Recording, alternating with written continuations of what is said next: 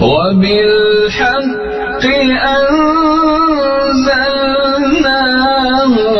وبالحق نزل وما أرسلناك إلا مبشرا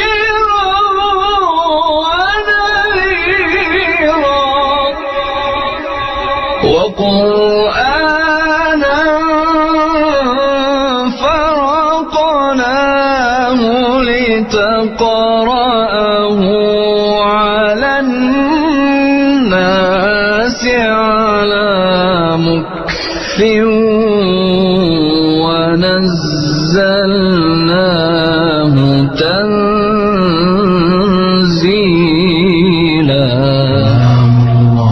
Tetaplah bersama kami Jak Kendari menenteramkan hati dengan sunnah Rasulullah Sallallahu Alaihi Wasallam. Bismillahirrahmanirrahim. Assalamualaikum warahmatullahi wabarakatuh. Alhamdulillahillazi bi ni'matihi tatimmu sholihat wassalatu wassalamu ala Rasulillah wa ala alihi washabihi wa mawala amma ba'd. Para pendengar rahimakumullah, kami hadirkan sebuah kajian yang merupakan format siaran tunda yang baru saja usai bertempat di Masjid Jami' Utsman bin Affan di Tangerang Selatan bersama Ustaz Abdullah bin Taslim M. Hafizahullah. Pembahasan dari kitab Minhajul Firqatin Najiyah tulisan Syekh Muhammad Jamil Zainu Hafizahullah. Barakallahu fikum. A'udzu billahi min syururi anfusina wa min sayyiati a'malina. May yahdihillahu fala mudhillalah wa may yudlil fala hadiyalah. Wa asyhadu an la ilaha illallah wahdahu la syarikalah. Wa asyhadu anna Muhammadan abduhu wa rasuluh. Ya ayyuhalladzina amanu taqullaha haqqa tuqatih wa la tamutunna illa wa antum muslimun. Ya ayyuhan nasu taqu rabbakumul ladzi khalaqakum min nafsin wahidah wa khalaqa minha zawjaha wa batha minhuma rijalan katsiran wa nisaa'a wattaqullaha alladzi tasaaluna bihi wal arham innallaha kana 'alaikum raqiba.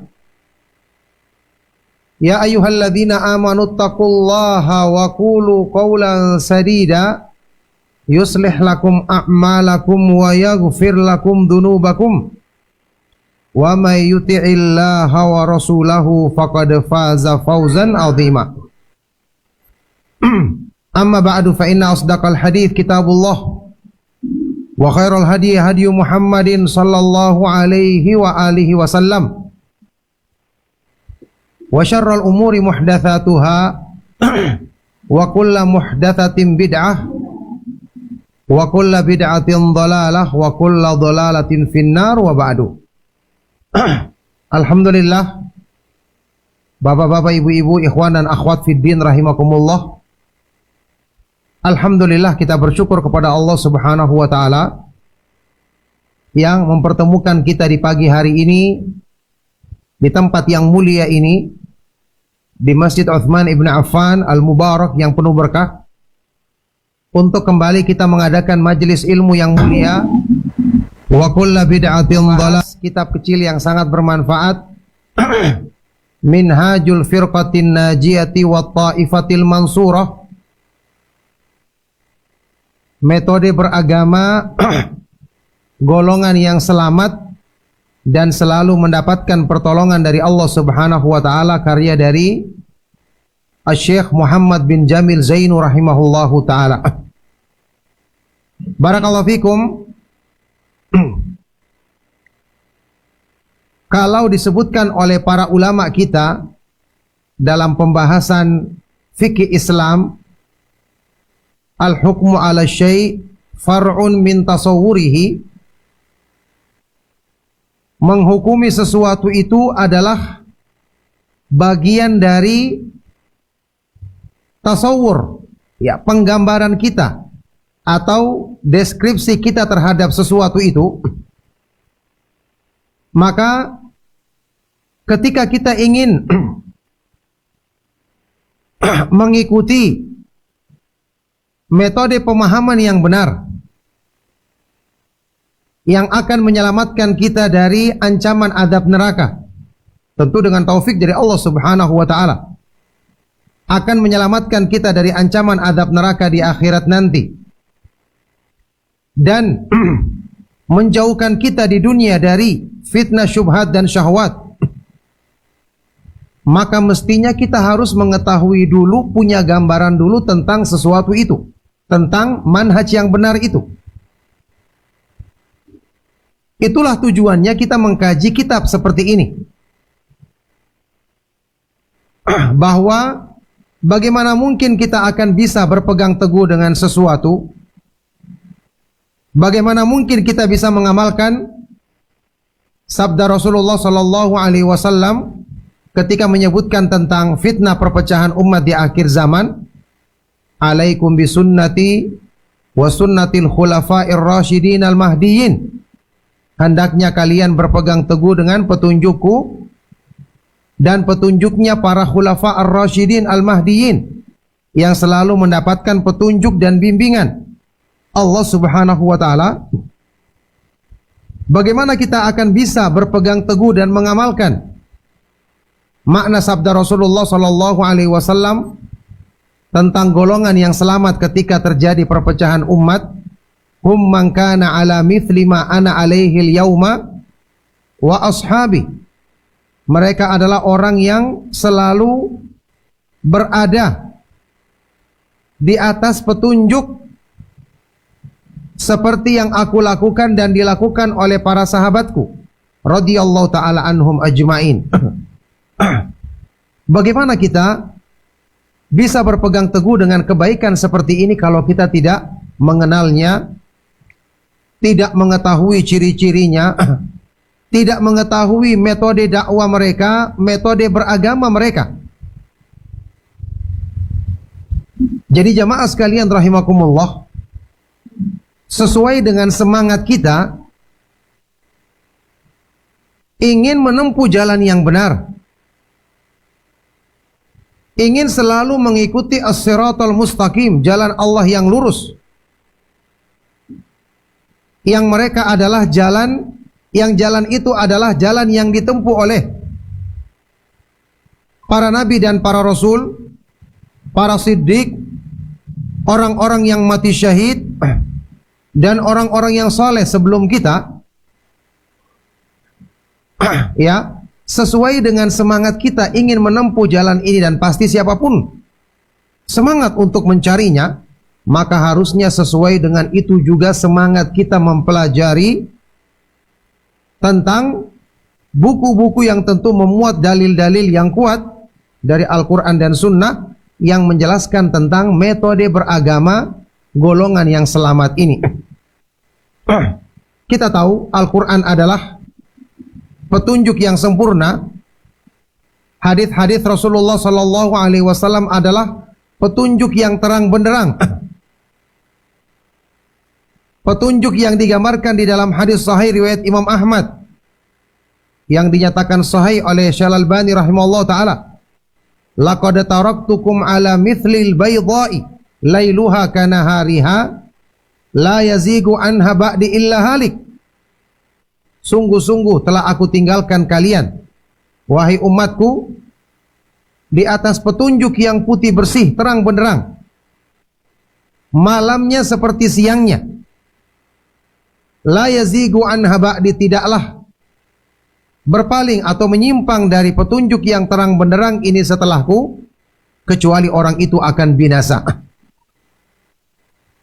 Maka kalau kita semangat untuk mencari jalan keselamatan, kita harusnya semangat mempelajari ciri-ciri jalan selamat tersebut, mempelajari dalil-dalil yang menggambarkan bagaimana seharusnya menempuh jalan keselamatan tersebut, dan bagaimana ciri-ciri orang-orang yang selalu berpegang teguh dengannya, agar kita bisa mengikuti dan meneladani mereka. Jamaah sekalian rahimakumullah, kita harus ingat jalan yang benar itu cuma satu, sedangkan jalan yang menyimpang banyak dan bermacam-macam. Ingat kembali firman Allah Subhanahu wa taala di surat Al-An'am. Wa anna hadza sirati mustaqiman fattabi'uhu wa la tattabi'us subula fatafarraqu bikum an sabilihi dzalikum wasaqum bihi la'allakum tattaqun.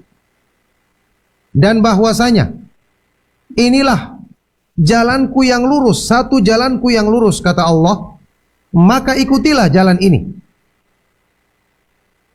Dan janganlah kalian mengikuti jalan-jalan lain yang menyimpang, jalan-jalan lain yang bengkok, yang tidak lurus, sehingga kalian akan terpisah dari jalan Allah yang lurus.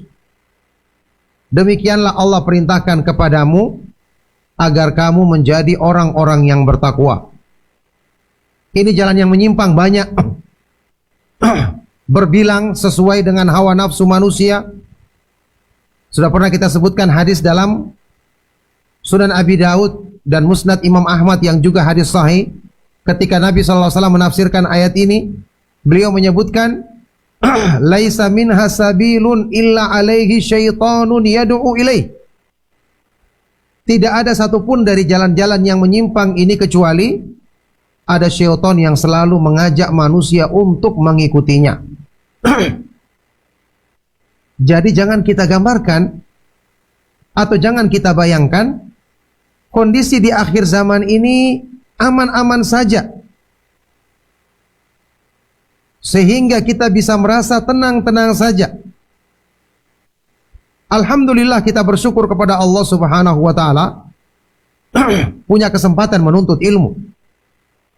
Ada cobaan-cobaan, ada rintangan-rintangan. Alhamdulillah kita bisa atasi dengan izin Allah. Karena kita pun juga diperintahkan bersabar. Ya, tidak boleh membalas keburukan dengan keburukan. Idfa' billati hiya ahsan. Tolaklah dengan cara yang lebih baik atau yang paling baik. Kita bersyukur masih ada penjelasan-penjelasan yang bisa kita dengarkan. Dan sedikit banyak dengan segala kekurangan kita bisa masih menegakkan syiar-syiar Islam yang merupakan sebab kita dekat dengan penjagaan Allah Subhanahu wa taala. Maka ini nikmat yang harus kita syukuri dengan sebaik-baiknya dan kita manfaatkan dengan sebaik-baiknya. Jamaah sekalian rahimakumullah, kesempatan kita menuntut ilmu belum tentu bisa terulang di masa-masa yang akan datang. Semoga Allah Subhanahu wa taala selalu menjauhkan kita dari segala keburukan, memudahkan bagi kita segala kebaikan. Ya. Kita ingat saja keadaan yang menimpa di tempat-tempat lain bisa terjadi pada diri kita kalau kita tidak pandai mensyukuri dan menjaga nikmat Allah. Ya. Kalau kita tidak pandai memanfaatkan waktu dengan sebaik-baiknya. Jangan ada yang berpikiran, hari ini saya tidak hadir, kan besok masih ada. Ya. Pertama yang paling pasti belum tentu Anda besok masih hidup. Kemudian fitnah tidak menunggu seseorang untuk diberi kesempatan. Oh, nanti dia akan didatangi fitnah setelah umurnya sekian. Bisa jadi ketika dia habis berucap fitnah datang. Ya, kita tahu. Mungkin bahkan kita rasakan dan sering kita contohkan. Waktu kita awal-awal mengikuti pengajian sunnah, kita mungkin pernah menghadiri atau melihat kajian yang rame. Bahkan mungkin pernah bersama dengan orang-orang yang semangat mengikuti kajian. Tidak jarang di antara mereka itu ada yang bahkan menyelenggarakan kajian. Mungkin bahkan dia yang pertama kali mengajak kita untuk ikut ngaji. Tapi sekarang dia kemana? Ya, istiqomah. Belum tentu orang istiqomah. Tentu kita berharap saudara-saudara kita sebagaimana kita mengharapkan diri kita untuk istiqomah di atas Islam dan sunnah. Ya. Rasulullah sallallahu alaihi wasallam berdoa, Allahumma inni as'aluka tsabata fil amri wal azimata 'alar rusydi. Ya Allah, aku selalu memohon kepadamu agar teguh di atas perkara Islam ini dan punya azimah, semangat yang kuat untuk mengamalkan petunjukmu. Tapi kita dapati tidak sedikit, apalagi kalau kita mau lebih teliti melihat, tidak sedikit orang-orang yang tadinya semangat mengikuti pengajian, sekarang dia sudah futur. Sekarang dia sudah sibuk dengan urusan dunia. Bahkan sekarang dia sudah berpaling, meninggalkan kajian, meninggalkan pemahaman sunnah. Yakni belum ajal menjemput, ya, yang ini kita tidak tahu kapan. Yang jelas kita selalu berharap dan berdoa kepada Allah Subhanahu wa taala agar kita diwafatkan di atas Islam dan sunnah. Sebagaimana doa Imam Ahmad bin Hanbal rahimahullah taala, Allahumma amitni alal islami was sunnah. Ya Allah, wafatkanlah aku di atas Islam dan sunnah. Belum lagi ini, ternyata dalam kehidupan kita hati bisa berubah. Hati bisa berbolak-balik. Hati manusia lemah. Innama summiyal qalbu min taqallubihi. Hati itu disebut dengan al-qalbu karena mudah berbolak-balik. Sesuai dengan namanya. Ya taqallab. Mudah berbolak-balik, maka butuh sesuatu yang menguatkannya untuk tetap teguh. Ya, tetap istiqamah. Yaitu dengan tauhid dan keimanan yang kuat. Yang kuat dengan selalu mengikuti sunnah Rasulullah sallallahu alaihi wasallam. Di mana kita akan dapatkan semua ini kalau bukan dengan pertolongan dari Allah, kemudian dengan menghadiri majelis ilmu. Ya, kata Imam Ibnu Qayyim rahimahullah taala, al-ilmu huwa dalilu alal ikhlasi wa huwa dalilu alal mutaba'ati. Ilmu itu yang merupakan pembimbing untuk meraih ikhlas, menyempurnakan tauhid, dan merupakan pembimbing untuk menjadikan kita selalu ittiba, mengikuti sunnah Rasulullah sallallahu alaihi wasallam. Oleh karena itu jamaah sekalian rahimakumullah, di akhir zaman penuh dengan fitnah, kita harus punya bekal yang kuat. Kita harus berta'awun, tolong menolong dalam kebaikan dan ketaatan kepada Allah. Saling mendoakan. Ya, fitnah itu tidak nampak. Kalau kita keluar dari rumah kita atau keluar dari masjid, cari di pinggir jalan. Tidak ada namanya toko fitnah atau yayasan fitnah. Kan tidak ada kan? Pondok pesantren fitnah. Adakah yang menamakan dirinya begitu? Tidak ada. Atau ada toko bid'ah, ya, yayasan bid'ah. Tidak ada. Karena fitnah dalam urusan agama itu memang tidak nampak. Yang diserang pun juga bukan anggota badan kita, sehingga tidak terasa gejalanya seperti kalau penyakit menimpa anggota badan kita. Sekarang kalau kita sakit fisik, ada gejalanya, demam, mungkin batuk-batuk, pilek misalnya, pusing kepala, atau tidak enak badan, terasa. Dan kita akan bersegera untuk berusaha mengobatinya. Ya, orang beriman tentu pertama kali dia berdoa kepada Allah, meminta kesembuhan darinya karena Allah adalah Asy-Syafi, Maha Penyembuh. Ya. Ini kalau penyakit fisik, sekarang kalau penyakit hati, penyakit iman. Ya. Gejala-gejalanya banyak tapi kita santai-santai saja. Ya. Orang yang imannya berpenyakit, di antara ciri-cirinya dia tidak betah berlama-lama berzikir, tidak betah berlama-lama membaca Al-Qur'an. Kalau ada yang seperti ini, berarti dia berpenyakit hatinya. Tidak merasakan hatinya lapang dan tenang ketika membaca Al-Qur'an, berzikir kepada Allah. Utsman bin Affan radhiyallahu taala anhu berkata, "Lau tahurat qulubuna lama syabi'at min kalamillah." Seandainya hati kita bersih, seandainya hati kita sehat, tidak berpenyakit, maka mestinya hati tidak pernah merasa bosan, tidak pernah merasa kenyang, terus ingin membaca kitabullah. Bahkan ada hadis Rasulullah SAW yang sahih, yang juga dinyatakan sahih oleh Syekh Al-Albani rahimahullah taala. Man sarrathu hasanatuhu wa sa'athu sayyi'atuhu fahuwa mu'min. Barang siapa yang merasa gembira ketika melakukan kebaikan, amal soleh, dan merasa sakit sedih ketika melakukan keburukan, maka dia berarti orang yang beriman, imannya benar. Ya, barang siapa yang ketika dia habis menghadiri majelis ilmu, habis melaksanakan sholat berjamaah, mungkin bagi ibu-ibu sholat di awal waktunya, dia membaca Al-Quran dan berzikir di hari itu, hatinya terasa lapang, hatinya lega, hatinya gembira, maka ciri-ciri iman masih benar di dalam dirinya.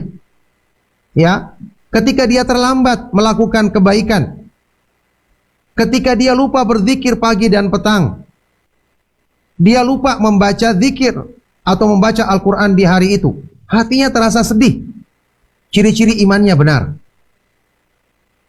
Tapi sebagian kita tidak merasa seperti ini. Ya, orang itu merasa sedih ketika kehabisan uang.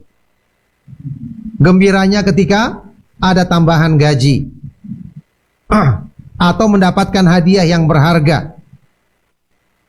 Ya, ada seseorang yang tadinya ingin mendapatkan sesuatu dari urusan dunia, dia tidak dapatkan, dia akan sedih. Padahal ketika dia terlambat melaksanakan sholat, lalai, dia tidak merasakan seperti itu. Jelas ini ciri-ciri orang yang imannya rusak, imannya bermasalah besar. Jadi ciri-ciri seperti ini banyak kita rasakan, tapi tidak begitu digubris oleh kebanyakan orang karena dominan cinta kepada dunia di hati manusia itu lebih besar.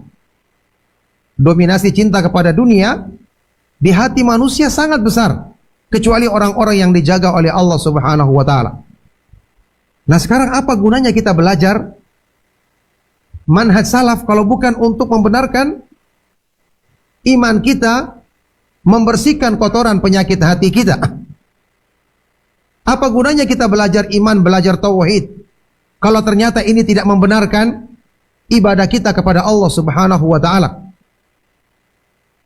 Ya, iman yang benar itu menjadikan orang melaksanakan ibadah itu dengan nikmat. Makanya mereka berlomba-lomba dalam kebaikan, bersegera dalam melakukan amal ketaatan. Sekarang harusnya kita bertanya sama diri kita. Kita mengikuti pengajian sudah berapa lama? Sudah berapa kitab yang kita tamatkan? Sudah berapa macam kajian yang kita dengarkan? Bahkan kita sudah dianggap sebagai orang yang senior dalam pengajian mungkin. Tapi kenapa sholat kita begitu-begitu saja? Padahal Nabi SAW mensifatkan sholat dengan apa? Qurratul ain, wa ju'ilat qurratu aini fis sholah. Dijadikan kesejukan hatiku, penghibur bagi jiwaku ketika menunaikan sholat. Ya, kenapa sekarang waktu kita berzikir kepada Allah hati kita tidak tenang? Sehingga saat ini kebanyakan orang kalau sedang stres inginnya berlibur. Iya kan? Dan pas sekarang lagi liburan ya. Katanya. Jadi kalau tidak berlibur, hatinya stres terus. Bagaimana kalau negeri-negeri yang tidak ada tempat liburan? Kasihan orang yang tinggal di sana. Seandainya ukuran untuk menghilangkan kegundahan itu harus dengan adanya tempat liburan, ada pinggir pantai, ada gunung yang hijau dan seterusnya. Bagaimana kalau di negeri-negeri yang tandus tidak ada yang seperti ini? Berarti orang muslimnya di sana stres semua. Alhamdulillah Allah tidak menjadikan sumber ketenangan dengan hal-hal yang seperti ini. Urusan dunia seperti ini, apalagi kalau di tempat liburan tersebut justru banyak maksiat. Bahkan sebagian orang berlibur di negeri-negeri kafir yang justru ini pasti mengotori hati. Bisa menjadi sebab kalau turun bencana di sana kita juga akan kena. Karena banyak maksiat di sana. Banyak orang yang tidak beriman. Bagaimana mungkin orang yang beriman tenang hatinya ketika berada di lingkungan yang seperti itu? Alhamdulillah agama kita diturunkan untuk sumber ketenangan hati kita. Ala bi dzikrillahi tatmainnul qulub. Ketahuilah dengan mengingat Allah hati manusia menjadi tenang. Tauhid adalah sumber kedamaian, keamanan. Alladzina amanu wa lam yalbisu imanahum bidzulmin ulaika lahumul amnu wa hum muhtadun. Orang-orang yang beriman dan tidak mencampur adukan imannya dengan kezaliman, yakni syirik, dialah yang selalu mendapatkan keamanan, kedamaian, ketentraman, dan dialah yang selalu mendapatkan petunjuk. Merekalah selalu yang mendapatkan petunjuk. Karena Rasulullah sallallahu alaihi wasallam idza hazabahul amru faza'a ila shalah.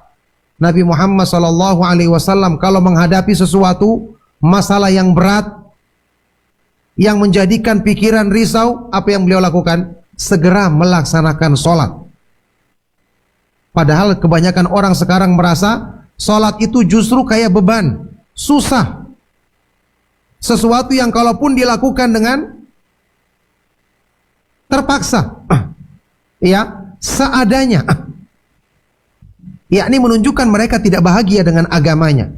Lah yang seperti ini bagaimana kita harapkan selamat ketika menghadap Allah, padahal kondisi iman kita seperti itu?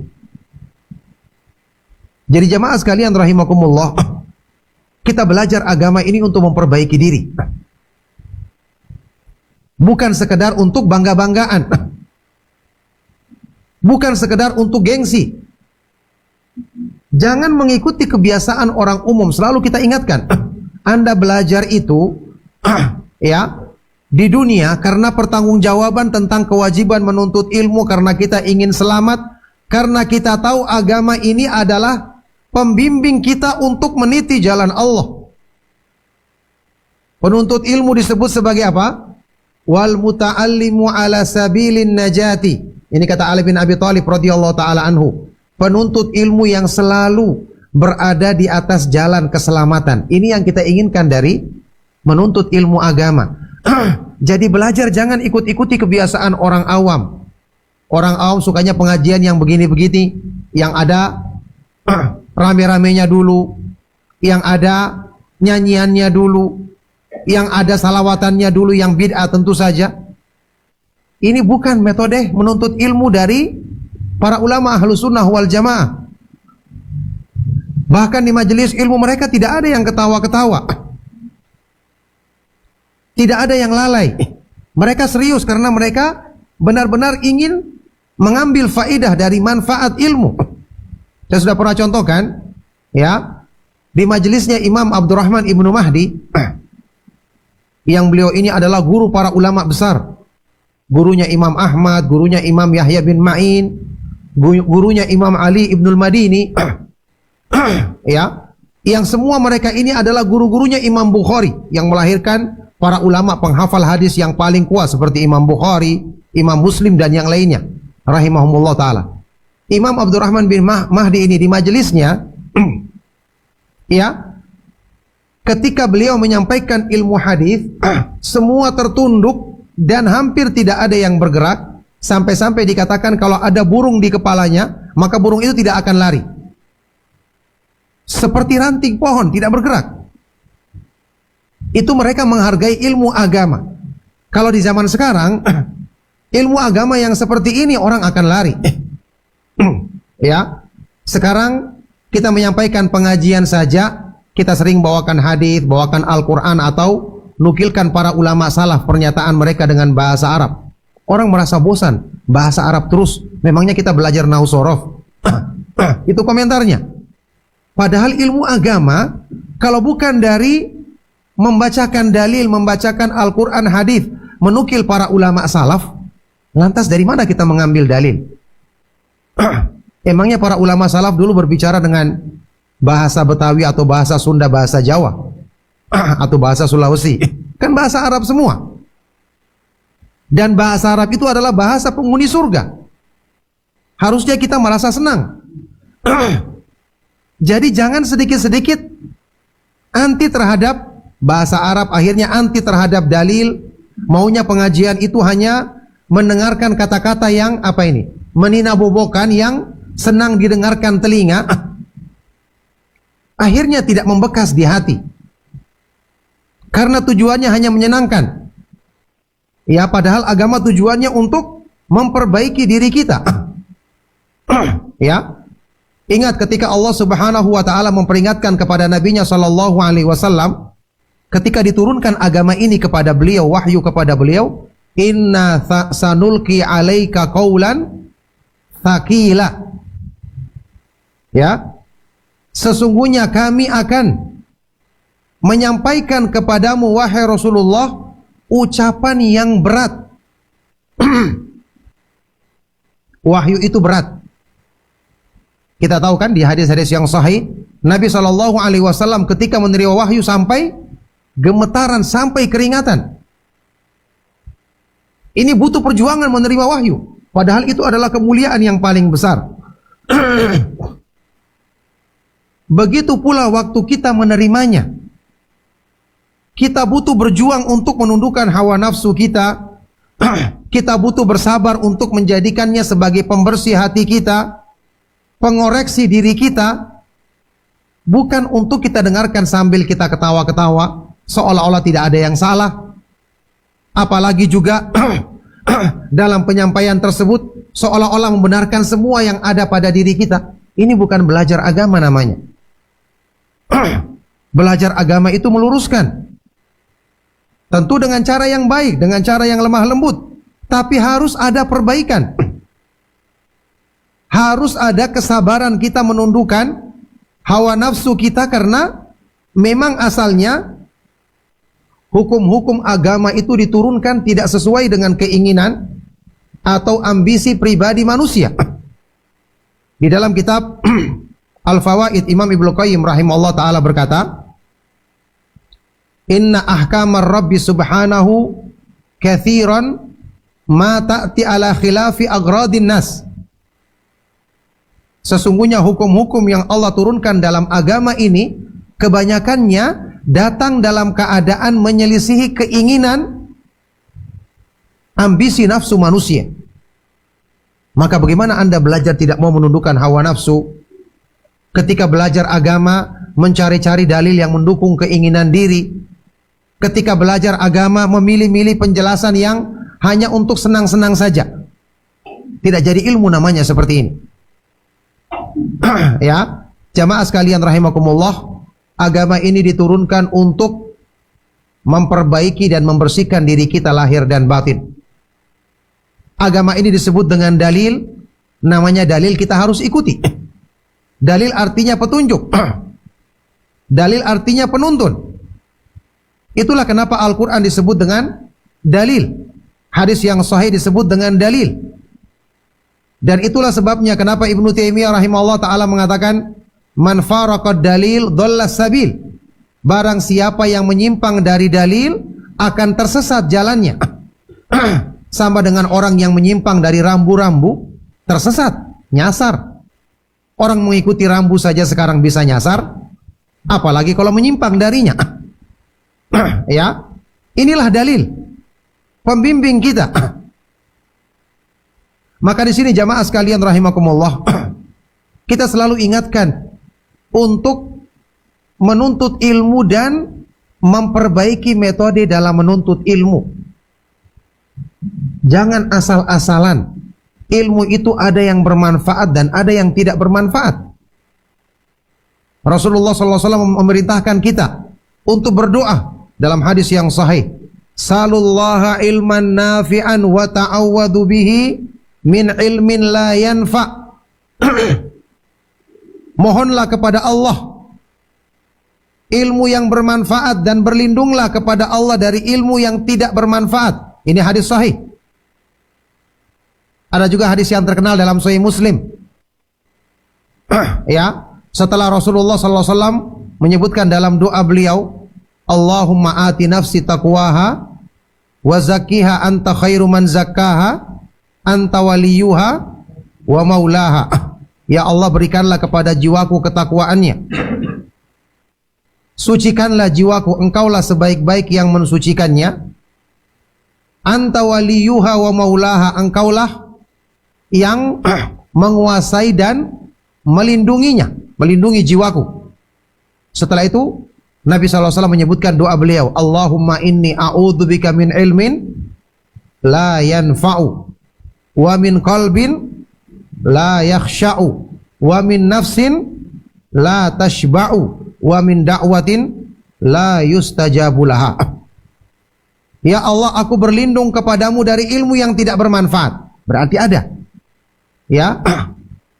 Ada orang-orang yang punya ilmu tapi tidak bermanfaat. Bertambah ilmunya, tidak bertambah imannya, tidak bertambah khusyuknya, tidak bertambah kebaikannya. Yang kedua, dari hati yang tidak khusyuk, dari jiwa atau nafsu yang tidak pernah puas, dan dari doa yang tidak dikabulkan.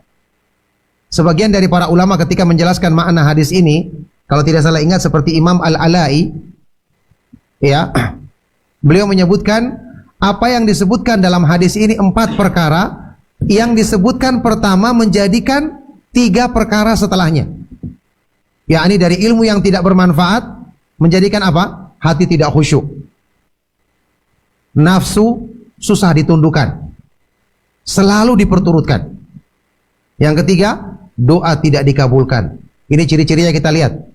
Kalau ada orang yang sudah belajar lama, ibadahnya tidak khusyuk, salatnya tidak khusyuk juga, berarti ilmunya bermasalah. Dikhawatirkan ilmunya tidak bermanfaat. Nafsunya selalu diperturutkan, tidak mau dibiasakan ditundukkan di jalan Allah. Padahal syarat utama untuk meraih ketakwaan kepada Allah adalah menundukkan nafsu. Yang ini mungkin saya pernah nukilkan beberapa kali di kajian kita yang lalu kalau tidak salah ingat. Imam Ibnu Qayyim menyebutkan sepakat semua orang yang berilmu, annan nafsa hiyal qati'atu bainal abdi wa bainal wusuli ila rabb. Nafsu manusia adalah penghalang utama, pemutus utama antara seorang hamba untuk mencapai keridhaan Allah Subhanahu wa taala. Bagaimana Anda bermain-main dengan nafsu, membiarkannya, memperturutkannya, ya, memanjakannya, kemudian ingin menjadi orang yang bertakwa, ingin menjadi golongan yang selamat. Ini jauh, ya, jauh panggang dari api, kata orang. Tidak seperti itu cara beragama. Agama Islam ini membimbing dalam ilmu dan amal, membimbing hati kita, memperbaikinya. Dan kalau hati kita sudah baik, kan kita tahu anggota badan akan menjadi ikut baik. Ya. Sehingga dalam belajar agama ada yang kita fokus perbaikan hati. Karena perbaikan hati yang akan menjadi penentu kebaikan anggota badan. Idza salahat salahal jasadu kulluh wa idza fasadat fasadal jasadu kulluh, kata Rasulullah SAW tentang hati. Kalau baik hati, semua anggota badan ikut baik. Kalau buruk, semua anggota badan akan ikut buruk. Itulah hati manusia. Jadi bukan hanya sekedar mencukupkan diri dengan, oh yang penting saya sudah hadir pengajian. Ini jelas kebaikan, tapi dilanjutkan kebaikan tersebut. Yang penting saya sudah mengamalkan ini, mengamalkan itu. Harusnya ditanyakan, apakah ini bersumber dari hati?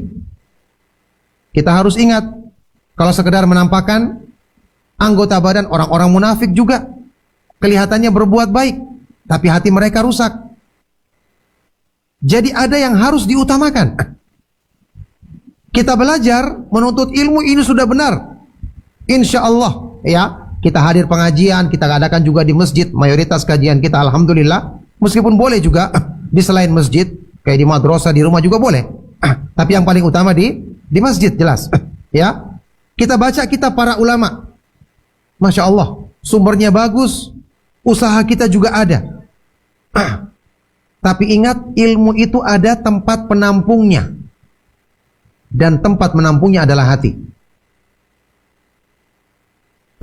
Ditampung di hati, kemudian hati itu yang diperbaiki, kotorannya dihilangkan, ilmu membekas padanya, baru kemudian memancar kepada semua anggota badannya. Coba lihat ketika Allah Subhanahu wa taala berfirman di dalam surat Al-Hajj tentang sembelihan kurban atau sembelihan hadi waktu ibadah haji. La yanalallaha luhumuha wala dima'uha walaki yanaluhu taqwa minkum. Tidak akan sampai kepada Allah daging hewan sembelian yang kalian sembelih dan darah yang kalian alirkan, tapi yang sampai kepada Allah adalah takwa dari hatimu. Kita menyembelih sembelihan keutamaannya besar, tapi Allah tidak butuh makan sembelihan tersebut. Justru kita beri makan untuk orang miskin, diri kita sendiri, keluarga kita. Tapi yang sampai di situ adalah pengorbanan dari hati kita. Allah juga berfirman, "Dzalika wa may yu'azzim sya'airallahi fa innaha min taqwal qulub." Yang demikian itu, maka barang siapa yang mengagungkan syiar-syiar Allah, syariat Allah, perintah dan larangan Allah, maka itu timbulnya dari takwa hati. Inilah takwa yang hakiki. Perbaikan takwa harus dari sini. Makanya Imam Ibnu Qayyim rahimahullah ta'ala menafsirkan ayat-ayat ini di dalam kitab Al-Fawaid. Beliau berkata, "Wa'lam annal abda innama yaqta'u manazila sayri ilallahi biqalbihi wa himmatihi la bibadanihi wa taqwa fil haqiqati taqwal qulubi la taqwal jawarih." Ketahuilah, seorang hamba itu sungguh hanyalah bisa menempuh tahapan perjalanan menuju ridha Allah. Dia benar-benar bisa berjalan meniti jalan yang lurus. Dia akan bisa melewati rintangan-rintangan, bisa meniti jalan agar meraih keridhaan Allah, kata beliau, kalau dia berjalan dengan hatinya. Ya, wahimmah, dan semangat yang kuat pada jiwanya, bukan dengan anggota badannya semata-mata. Jadi tertipu kita kalau hanya mengurusi amalan zahir. Intinya di hati tidak kita perhatikan. Apa kata beliau selanjutnya? Wa taqwa fil haqiqati taqwal qulubi la taqwal jawarih. Dan takwa yang hakiki itu adalah takwa yang terdapat pada hati, bukan sekedar yang tampak pada anggota badan. Jadi takwa yang hakiki adalah takwa dari hati, bukan pada anggota badan. Jadi ini yang harusnya diperbaiki dalam menuntut ilmu kita. Tentu setelah berdoa kepada Allah Subhanahu wa taala. Makanya jamaah sekalian rahimakumullah, apa yang kita lakukan setelah kita menuntut ilmu? Kita berdoa kepada Allah, minta agar ilmu ini dijadikan bermanfaat. Kemudian lakukan sebab. Apa itu sebabnya? Ulangi, pelajari kembali. Kita telah mencatat, kita telah mendengarkan, kita telah merekam. Masya Allah, ini kebaikan. Tapi jangan sampai nanti ilmu itu lepas. Pelajari lagi. Kalau ada yang belum kita fahami, dengarkan lagi atau bertanya. Jangan malu untuk kebaikan. Harus ada semangat untuk mengulang-ulangi ilmu. Ya, kata para ulama, hayatul ilmi mudzakaratuhu. Hidupnya ilmu itu dengan diulang-ulang, dipelajari, didiskusikan kembali. Jadi hati kita akan terus tersentuh dengan ilmu tadi. Apalagi ilmu tauhid tentang iman, kita ulang-ulang. Kalau perlu habiskan waktu kita untuk selalu mendengarkannya. Supaya benar-benar mantap masuk di hati kita, kotorannya akan disingkirkan. Apalagi waktu kita membaca Al-Quran, baca dengan perenungan. Pelan, tapi pasti. Jangan buru-buru tapi tidak berbekas. Membaca Al-Quran, tujuan utamanya adalah agar kita bisa pahami maknanya. Mentadaburinya. Karena dengan tadabur itu yang akan menyentuhkan di hati kita. Jadi jangan buru-buru mengejar target ini. Tentu saja ya, kalau kita bisa membaca banyak dan paham, merenungkan, ini yang paling baik. Tapi kalau kita belum bisa, dan tidak mengapa, kita belajar, kita berproses. Ingat para sahabat dulu, 10 ayat mereka pelajari, mereka tidak akan melampauinya ke 10 ayat berikutnya sampai paham, sampai mereka bisa mengamalkannya. Ini metode mereka dalam belajar Al-Quran. Seperti yang diterangkan oleh salah seorang ulama tabi'in, Imam Abu Abdurrahman As-Sulami rahimahullah ta'ala. Intinya, belajar dengan menyentuhkan ilmu kepada hati kita. Berzikir dengan menyentuhkan makna zikir yang indah kepada hati kita. Baca Al-Quran seperti itu, salat seperti itu, semua seperti itu. Inilah baru belajar yang semakin meningkat ilmu, hatinya semakin tunduk. Inilah belajar yang disebutkan di dalam Al-Quran. Ilmu itu menjadikan tumbuhnya rasa takut kepada Allah. Innama yakhshallaha min ibadihi al-ulama.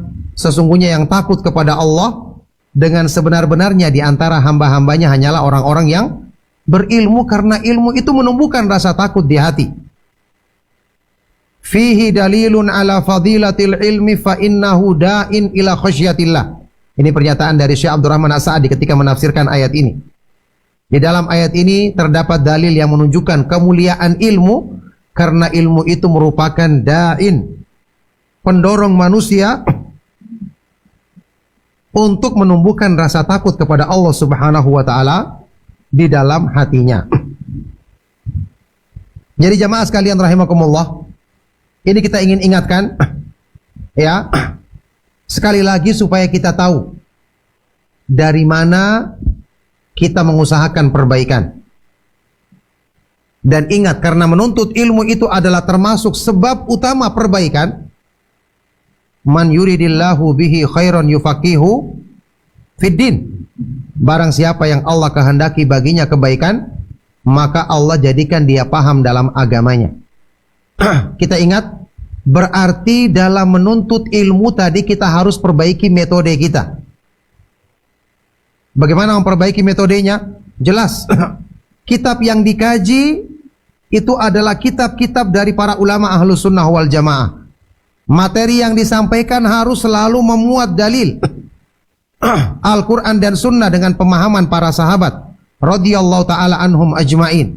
Jadi harus selalu menyampaikan dalil dari Al-Quran, hadis-hadis yang sahih, ada nukilan dari pernyataan para sahabat radhiyallahu ta'ala anhum ajma'in, para tabi'in, para ulama yang mengikuti jalan mereka dengan kebaikan. Ini harus ya, berarti kita harus memilih tema kajian yang kita hadiri.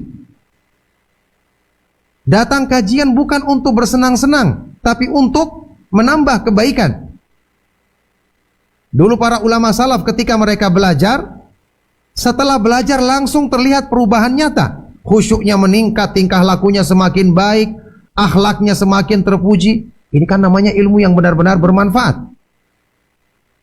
Kata Imam Al-Hasan Al-Basri rahimahullah ta'ala, kana rajulun minna idza ta'allama al-hadith. Dulunya salah seorang dari kami ketika dia mulai belajar hadis, belajar sunnah, falam yalbath an yara dzalika. Tidak lama dilihat ada dampak positif pada dirinya. Dalam hal apa? Fi takhusyu'ihi, meningkatkan khusyuknya dalam ibadah. Fi samtihi, memperbaiki tingkah lakunya. Fi lisanihi, menjadikan lisannya, ucapan mulutnya menjadi baik. Rajin berzikir, rajin berdoa, rajin membaca Al-Quran. Ya, fi basarihi, pandangan matanya. Wa fi yadihi, dan perbuatan semua anggota badannya. Masya Allah, ini benar-benar luar biasa. Jadi kita harus memilih tema kajian, kitab yang disampaikan dalam kajian kita. Jangan asal-asalan. Sebagian sekarang ada pengajian, Masya Allah, saking semangatnya dia mengundang ustadz, terserah ustadz nyampaikan apa saja. Masya Allah, ini pengajian apa yang seperti ini? Kayak tidak ada penyusunan, iya kan? Tidak ada keteraturan. Antum harusnya memilih apa tema yang sudah pernah disampaikan, apa yang paling dibutuhkan, apa hal-hal yang bisa menjadikan kita semakin semangat berpegang dengan manhaj salaf, apa hal-hal yang menguatkan iman. Dzalika falam yalbath an yara dzalika. Tidak lama dilihat ada dampak positif pada dirinya. Dalam hal apa? fi takhusyu'ihi, meningkatkan khusyuknya dalam ibadah. Fi samtihi, memperbaiki tingkah lakunya. Fi lisanihi, menjadikan lisannya, ucapan mulutnya menjadi baik. Rajin berzikir, rajin berdoa, rajin membaca Al-Quran. Ya, fi basarihi, pandangan matanya. Wa fi yadihi, dan perbuatan semua anggota badannya. Masya Allah, ini benar-benar luar biasa. Jadi kita harus memilih tema kajian, kitab yang disampaikan dalam kajian kita. Jangan asal-asalan. Sebagian sekarang ada pengajian, Masya Allah, saking semangatnya dia mengundang ustadz, terserah ustadz nyampaikan apa saja. Masya Allah, ini pengajian apa yang seperti ini? Kayak tidak ada penyusunan, iya kan? Tidak ada keteraturan. Antum harusnya memilih apa tema yang sudah pernah disampaikan, apa yang paling dibutuhkan, apa hal-hal yang bisa menjadikan kita semakin semangat berpegang dengan manhaj salaf, apa hal-hal yang menguatkan iman. Ini kan harusnya menjadi materi utama. Dengan cara seperti ini kita belajarnya benar. Karena semua nanti akan dimintai pertanggungjawaban di hadapan Allah Subhanahu wa taala, dan agar kita terhindar dari apa yang namanya ilmu yang tidak bermanfaat, ya. Ilmu yang tidak bermanfaat itu bisa dari asalnya memang tidak bermanfaat karena menyimpang dari manhaj salaf, atau mungkin sumbernya sudah baik, ya, yang menyampaikannya juga benar, tetapi kita sendiri yang tidak bisa menampung dengan hati kita sehingga tidak menjadi sebab untuk meningkatkan keimanan dan ketakwaan kita kepada Allah Subhanahu wa taala. Nauzubillahi min dzalik. Oleh karena itu, jamaah sekalian rahimakumullah, ini hendaknya menjadi perhatian bagi kita semua. Saya ingin lanjutkan sedikit pembahasan di kitab Al-Firqatun Najiyah ini supaya tetap ada yang bisa kita ambil. Kalau tidak salah kemarin pembahasan di tauhid dan jenis-jenisnya, iya kan? Sekarang yang ketiga ya. Iya. Yang ketiga. Ya, sudah pernah kita terangkan, selalu di kitab-kitab akidah itu diulang-ulang pembahasan tauhid. Dan tidak mengapa diulang-ulang kebaikan, apalagi kebaikan besar. Apalagi banyak orang yang masih terjerumus ke dalamnya. Maka semakin diulang, semakin menguatkan kita dalam hal pemahaman dan pengamalan insyaallah. Thalithan, yang ketiga, jenis tauhid yang ketiga, tauhidul asma'i was sifati. Mengesahkan Allah dalam nama-nama dan sifat-sifatnya.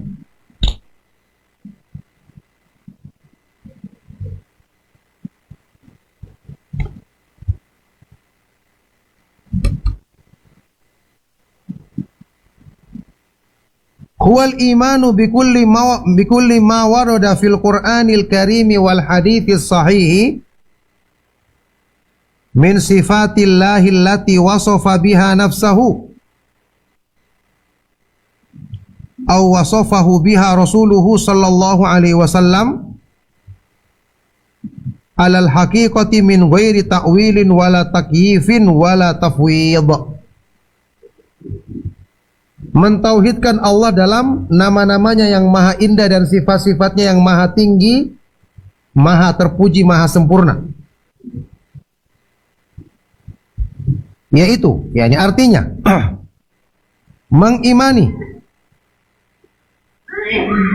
semua yang disebutkan di dalam ayat-ayat Al-Quran dan hadis-hadis yang sahih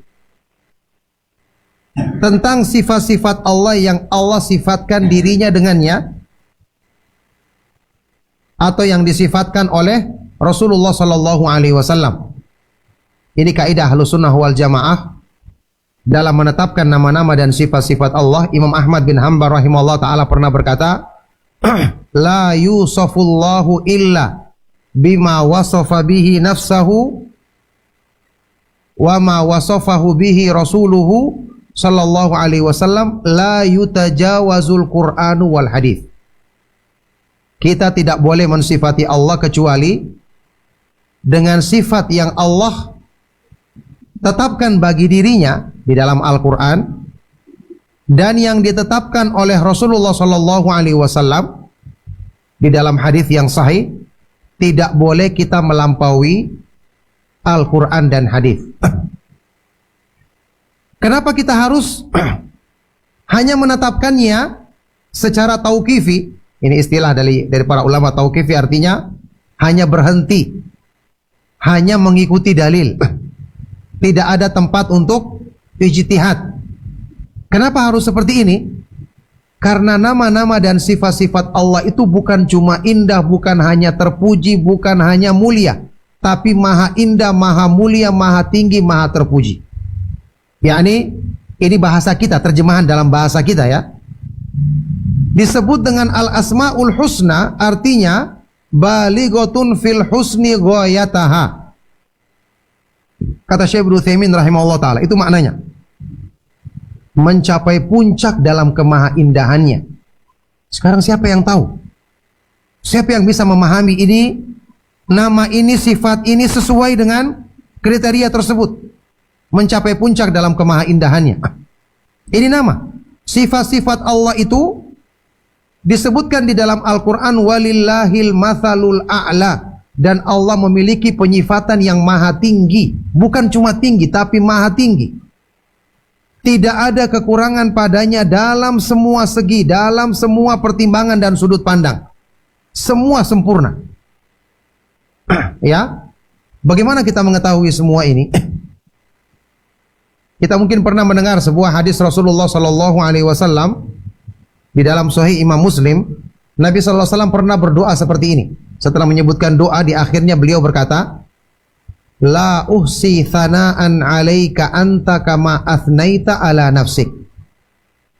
Ya Allah, aku tidak mampu membatasi pujian bagimu, sanjungan bagimu. Engkau adalah seperti sanjungan atau pujian yang engkau peruntukkan bagi dirimu sendiri. Nabi SAW tidak bisa menjangkau pujian yang pantas bagi Allah. Apakah setelah Nabi SAW ada yang bisa melakukannya? Tidak bisa. Sudah sering kita terangkan, banyak orang yang bersikap tidak adab, lancang dalam masalah ini. Ya, sekarang kalau kita menyebutkan manusia dengan sifat tercela, orang tersinggung dan kita berdosa. Bagaimana Allah Subhanahu wa taala yang dia sifat-sifatnya maha tinggi dan maha sempurna, nama-namanya maha indah, maha agung. Kadang-kadang ada satu lafaz, kalimat kita anggap bagus, baik, tapi belum tentu mengandung makna maha baik atau maha indah, maha bagus. Ya, seperti yang sering kita contohkan, orang-orang kadang-kadang selalu membuat dengan kalimat, ya karena akibat tidak memiliki ilmu, di antara sebabnya, kalimat yang dia anggap baik akhirnya dinisbatkan kepada Allah. Padahal cukup Allah memiliki nama yang disebutkan di dalam Al-Quran dan dalam hadis yang sahih, cukup digunakan, ini sudah menunjukkan kesempurnaan. Ada orang yang menyebutkan Allah itu maha jenius. Ya, padahal Al-Quran menyebutkan apa? Al-Alim, maha mengetahui, maha sempurna ilmunya. Al-Khabir, maha terperinci pengetahuannya. Cukup. Anggapan mereka, jenius kan artinya bagus. Jenius kalau untuk manusia mungkin bagus. Ya. Dan apakah arti jenius juga selalu bagus dalam semua sisi? Sekarang orang yang paling jenius di dunia, apakah dia masuk Islam? Masuk Islam enggak? Tidak. Berarti kepintarannya tidak membawa kepada iman. Apa gunanya pintar yang seperti ini? Justru menjadi berat pertanggungjawabannya di hadapan Allah. Ini bukan sesuatu yang terpuji dalam semua keadaan. Ya, jadi bahasa-bahasa seperti ini kita harus hindarkan. Kalau sudah ada dalam Al-Quran dan Sunnah, dan pasti ada, karena lengkap petunjuk Al-Quran dan Sunnah yang menyebutkan sifat Allah yang mungkin ingin kita ungkapkan, maka ungkapkan dengan apa yang Allah sifatkan bagi dirinya, karena inilah yang mengandung makna yang sesuai. Jamaah sekalian rahimakumullah, sudah pernah kita sebutkan akibat dari berkata-kata tanpa ilmu tentang Allah, itu dalam Islam dosanya apa? Seperti apa? dosanya melebihi perbuatan syirik. Ya, kita kaget. Ternyata ada dosa yang melebihi syirik. Iya ada. Dan ada dalilnya. Ini seperti yang diterangkan oleh Imam Ibnu Qayyim rahimahullah ta'ala. Yaitu firman Allah subhanahu wa ta'ala di surat Al-A'raf. Allah subhanahu wa ta'ala berfirman, Qul innama harrama rabbiyal fawahisha ma dhahara minha wa ma batana wal ithma wal bagya bighairil haqqi wa an tusyriku billahi ma lam yunazzil bihi sultana wa an taqulu 'ala Allahi ma la ta'lamun. Qul, katakanlah wahai Rasulullah, hanyalah Rabbku, hanyalah Allah subhanahu wa ta'ala mengharamkan dalam agama ini al-fawahish, perbuatan-perbuatan yang keji yang nampak maupun yang tersembunyi di hati, dalam batin. Kemudian perbuatan dosa berikutnya, lebih tinggi lagi al-baghiyah, mendolimi tanpa alasan yang benar, menganiaya tanpa alasan yang benar. Lebih tinggi lagi wa antusyriku billahi ma lam yunazzil bihi sultana. Kau melakukan perbuatan syirik, menyekutukan Allah yang Allah tidak turunkan keterangan tentangnya atau dalil tentangnya. Di atasnya lagi wa antaqulu 'alallahi ma la ta'lamun. Kamu berkata tentang Allah, mensifati Allah dengan sesuatu yang kamu tidak punya ilmu tentangnya. Hanya berdasarkan pikiran akal atau perasaan atau pendapat.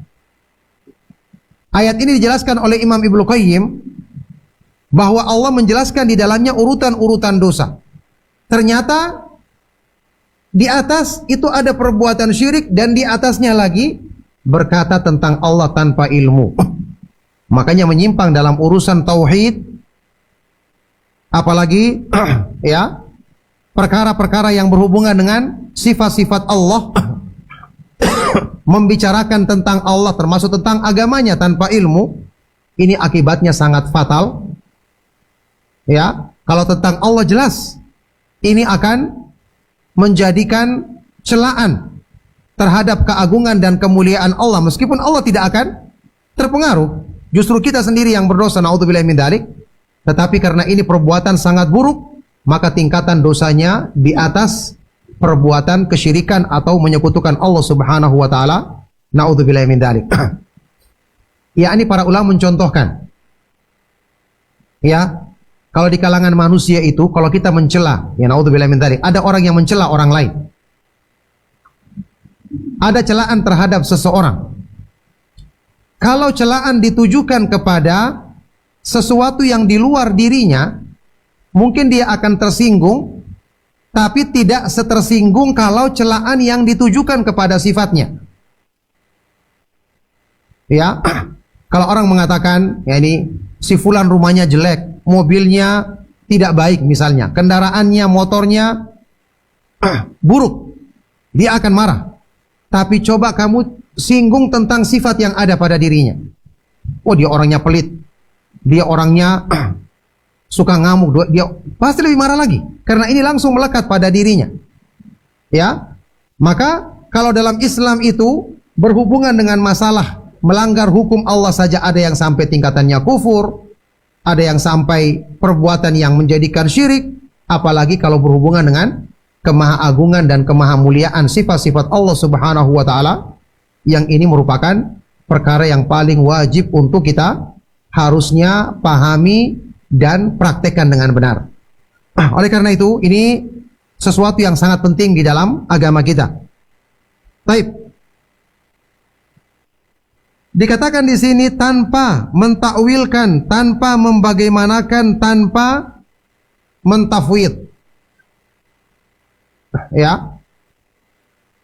Yang disebutkan oleh para ulama tentang penetapan sifat-sifat Allah setelah kita menetapkannya berdasarkan ayat-ayat Al-Quran dan hadis-hadis yang sahih, kita harus menafikan 4 perkara. Ini pun sudah pernah kita jelaskan, yaitu yang pertama, bila tamthil, tanpa menyerupakan sifat Allah dengan sifat makhluk.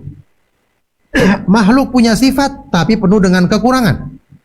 Adapun sifat-sifat Allah selalu maha tinggi, maha mulia, maha sempurna. Laisa kamitslihi syai'un wa huwas samiul basir. Firman Allah di surat Asy-Syura. Tidak ada satupun yang serupa dengan Allah dan Dia Maha melihat lagi Maha mendengar. Yang kedua, wala takyif, tidak boleh kita membagaimanakan. Karena ini merupakan perantara untuk menyerupakan Allah dengan makhluk. Ya. Kita yakini kaifiyah atau bagaimana bentuk yang sebenarnya dari sifat Allah itu ada, tapi cuma Allah yang mengetahuinya. Karena Allah tidak pernah memberitakannya, Rasulullah SAW juga tidak, para sahabat juga tidak pernah menanyakannya, maka ini tidak perlu dibahas. Ya, ini termasuk berlebih-lebihan dalam menanyakan sesuatu yang tidak Allah kabarkan. Yang ketiga, wala ta'til, tidak boleh kita menolak sifat-sifat Allah hanya karena berdasarkan tidak masuk akal, padahal akalnya yang rendah dan jahil, ya. Jadi kita yakini apa yang Allah tetapkan itu pasti yang sesuai dengan kesempurnaan sifat-sifat yang pantas baginya. Dan yang terakhir, wala tahrif, tidak boleh kita menyelewengkan kandungan maknanya. Jadi takwil dengan tahrif itu ada kemiripannya. Takwil bisa diartikan yang baik. Menafsirkan Al-Quran dengan dalil itu namanya takwil. Tapi kalau menafsirkan lafaz tanpa dalil itu namanya tahrif. Nah, yang paling bagus digunakan untuk kaidah asma wa sifat di sini adalah kita mengatakan wala tahrif. Tidak boleh kita menyelewengkan maknanya karena lafaz tahrif inilah yang disebutkan di dalam Al-Quran ketika Allah Subhanahu wa taala menyebutkan orang-orang Yahudi yuharrifunal kalima amma wadhihi. Mereka menyelewengkan kalimat-kalimat Allah dari tempat-tempatnya. Jadi ini kaidahnya. Menetapkan nama-nama dan sifat-sifat Allah hanya berdasarkan dalil dari Al-Quran dan hadits-hadits yang sahih, dengan tanpa empat perkara tadi. Tidak boleh menyerupakan Allah dengan makhluk, tidak boleh membagaimanakan, menanyakan bagaimananya, ya, karena ini tidak dibahas di dalam Al-Quran dan Sunnah. Yang ketiga, tidak boleh menolak apa yang Allah tetapkan, dan yang keempat, tidak boleh menyelewengkan, ya, kandungan maknanya. Baik. Dicontohkan di sini. Baik, ada juga tafwid. Tafwid ini istilah yang kadang-kadang digunakan sebagian orang yang menyimpang dari akidah Ahlus Sunnah wal Jamaah, tapi dibuat dengan bahasa yang halus. Tafwid itu artinya untuk nama-nama Allah kita serahkan maknanya kepada Allah, tidak ada yang tahu maknanya. Ini salah. Nama-nama dan sifat-sifat Allah kita ketahui maknanya karena diturunkan dalam bahasa Arab yang jelas. Ya, tapi maknanya itu tidak sama dengan apa yang ada pada makhluk. Karena sifat Allah maha sempurna. Sifat makhluk penuh dengan kekurangan. Sudah pernah kita contohkan mungkin dulu ya, beberapa kali dalam kajian, atau mungkin sekali, bahwa apa yang ada pada makhluk saja bisa berbeda-beda. Sekarang manusia punya kekuatan. Iya kan? Punya kekuatan. Ya. Binatang juga punya kekuatan, misalnya gajah punya kekuatan. Apakah kekuatan gajah dan kekuatan manusia sama? Tidak sama. Padahal sama-sama disebut kuat. Baik, sekarang sifat fisik. Manusia punya wajah, punya muka. Kambing punya muka. Apakah sama mukanya? Ada yang mau disamakan dengan kambing mukanya? Tidak ada. Jangankan manusia dengan kambing, manusia dengan manusia, wajahnya sama semua? Tidak. Lah untuk makhluk saja, bahkan satu jenis makhluk bisa berbeda, apalagi dengan Allah Subhanahu wa taala yang maha sempurna. Jadi ketika Allah mengatakan wa yabqa wajhu rabbika dzul jalali wal ikram, dan akan kekallah wajah Rabbmu yang memiliki keagungan dan kemuliaan, tidak ada masalah. Allah memiliki wajah tapi wajahnya maha tinggi, maha sempurna, tidak sama dengan wajah yang ada pada makhluknya. Jadi tidak boleh kita menolak atau menyelewengkan artinya. Contoh di sini dibawakan kal istiwa'i, contoh seperti sifat istiwa. Ar-Rahmanu 'alal arsy istawa. Allah yang maha pemurah beristiwa di atas arsy-Nya. Bahkan disebutkan di dalam banyak ayat Al-Qur'an.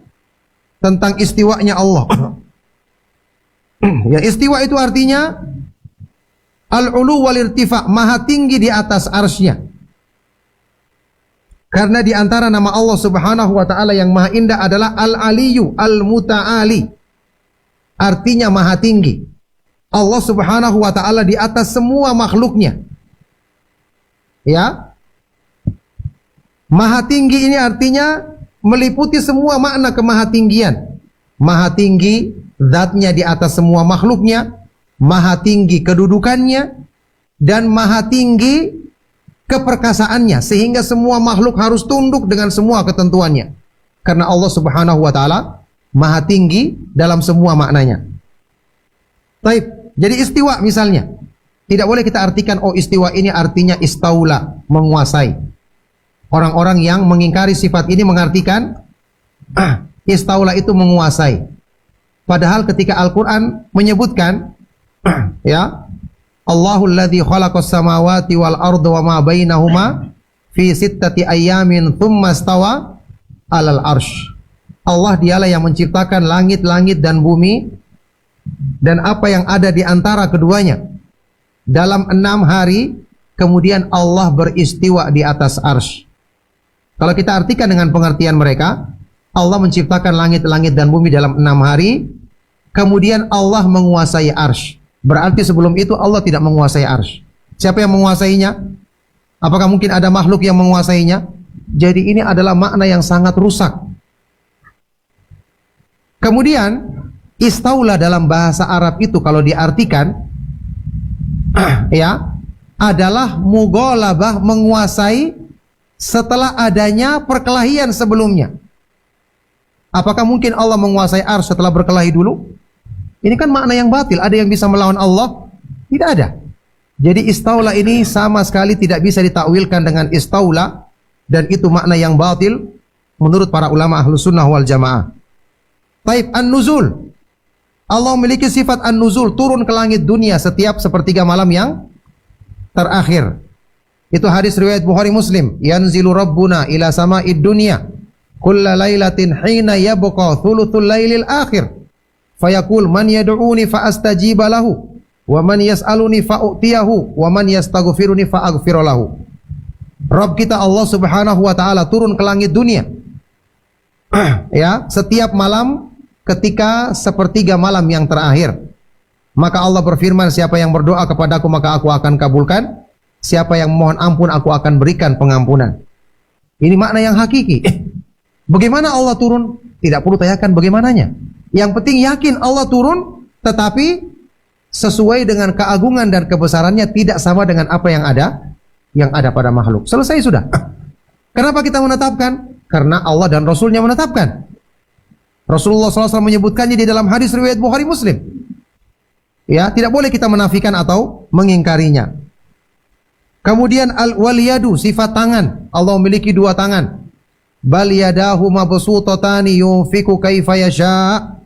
Bahkan kedua tangan Allah itu terbentang. Allah berinfak sesuai dengan apa yang diinginkannya, sesuai dengan kehendaknya. Al-maji, sifat datang. Wa jaa rabbuka wal malaku saffan saffa. Dan datanglah Rabbmu pada hari kiamat untuk memutuskan perkara di antara hamba-hambanya, dan malaikat juga datang dengan bersaf-saf. Wa ghairuha minas sifat, dan sifat-sifat yang lain. Ya. Jadi Allah memiliki sifat sesuai dengan apa yang Allah tetapkan bagi dirinya. Kita wajib menetapkannya, cuma kita jangan artikan dengan apa yang ada pada makhluk. Tadi saja sudah kita katakan, yang ada pada makhluk tidak sama satu dengan yang lain.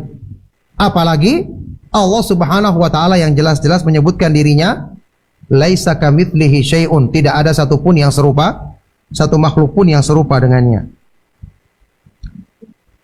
Nufasiruha kama warada anis salafi. Kita wajib menafsirkan atau memaknai sifat-sifat Allah ini sebagaimana yang disebutkan dari para ulama salaf. Contoh, fal istiwa'u mathalan warada tafsiruhu anit tabi'ina fi sahihil Bukhari bi annahu al-ulu wal irtifa. alladzani yaliqani bijalalihi. Contoh sifat istiwa tadi disebutkan penafsirannya dari para tabi'in sebagaimana yang disebutkan dalam Sahih Bukhari. Makna al-istiwa adalah al-ulu wal irtifa, maha tinggi. Allah maha tinggi di atas arsy-Nya. Jadi istiwa alal arsy artinya Allah maha tinggi di atas arsy, karena arsy ini adalah makhluk Allah yang paling besar dan paling tinggi. Surga Firdaus saja itu di atasnya ada arsy. Ya, makanya orang yang menempati surga Firdaus itu dekat dengan Allah, bisa melihat Allah setiap saat. Ya, dan ini kemuliaan yang paling besar, kenikmatan yang paling tinggi di surga. Karena mereka tempatnya surga yang paling tinggi, maka dekat dengan arsy-Nya Allah, maka mereka paling dekat dengan Allah Subhanahu wa taala. Semoga Allah Subhanahu wa taala mudahkan kita semua termasuk golongan ke dalam golongan penghuni surga dengan rahmat dan karunia-Nya.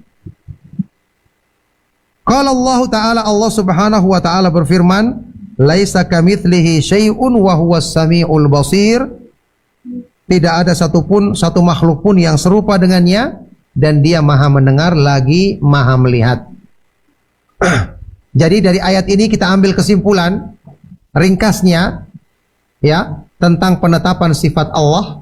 Ini kaidah kata para ulama, itsbatun bila tamtsil. Kita menetapkan sifat Allah tanpa menyerupakannya dengan makhluk. Wa tanzihun bila ta'til. Dan kita mensucikan Allah dari sifat-sifat kekurangan tanpa menolak sifat-sifatnya. Ya, ini dua. Saya ulangi, itsbatun bila tamtsil. Menetapkan sifat-sifat Allah tanpa menyerupakan. Yang kedua, tanzihun bila ta'til. Mensucikan Allah dari sifat-sifat kekurangan tanpa menolak atau mengingkari sifat-sifat yang Allah tetapkan. Baik, barakallahu fikum. Mungkin nanti kelanjutannya kita bahas kembali di pertemuan berikutnya. Cukup sampai di sini insyaallah. Mudah-mudahan apa yang kita bahas dan kita kaji bermanfaat dan menjadi sebab yang semakin menguatkan keimanan dan penghambaan diri kita kepada Allah Subhanahu wa taala, menjadi ilmu yang bermanfaat yang mewariskan amalan soleh untuk bekal kebaikan dunia dan akhirat kita. Barakallahu fikum. Sebelum kita akhiri, kalau ada pertanyaan yang ingin disampaikan, maka saya persilakan. Sallallahu wasallam wa barak ala nabiyyina Muhammad wa ala alihi wa ashabihi wa man tabi'ahum bi ihsanin ila yaumiddin walhamdulillahi rabbil alamin.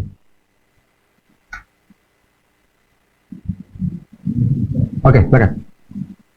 Apakah terdapat perbedaan antara Islam dengan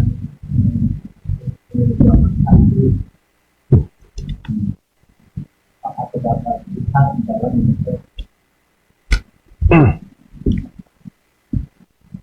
Tunggu sebentar ya. Saya tulis dulu batas biar enggak lupa.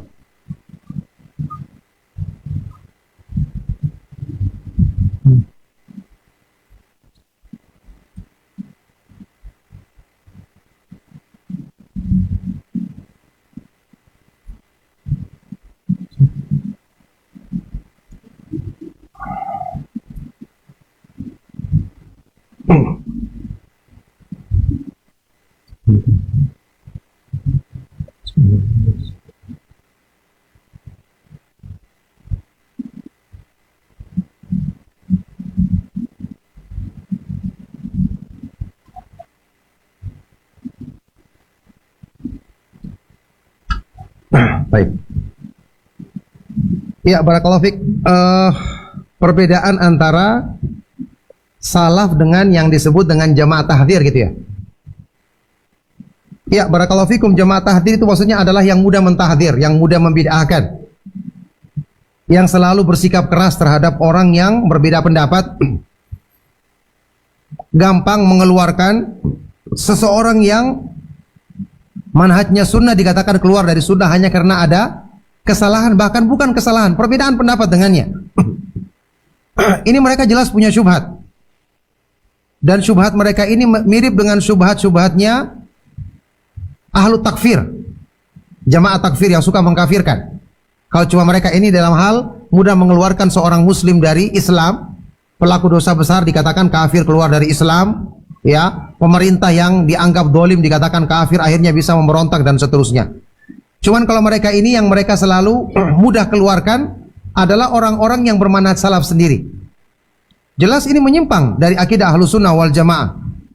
Kita tahu akidah Ahlus Sunnah wal Jamaah itu menetapkan orang yang sudah kita yakini, kita ketahui, ya, dari sikap-sikapnya, pemahamannya secara umum, metode dia dalam beragama adalah di atas manhaj salaf, maka ini yakin tidak boleh kita hilangkan dengan keraguan-raguan. Karena ada kaidah fikih yang disepakati oleh para ulama, al-yakinu la yazulu bisyak. Sesuatu yang yakin tidak boleh kita hilangkan dengan keraguan-raguan. Kalau mungkin dia berbuat salah, apalagi ini bukan salah, hanya perbedaan pendapat dengan dirinya.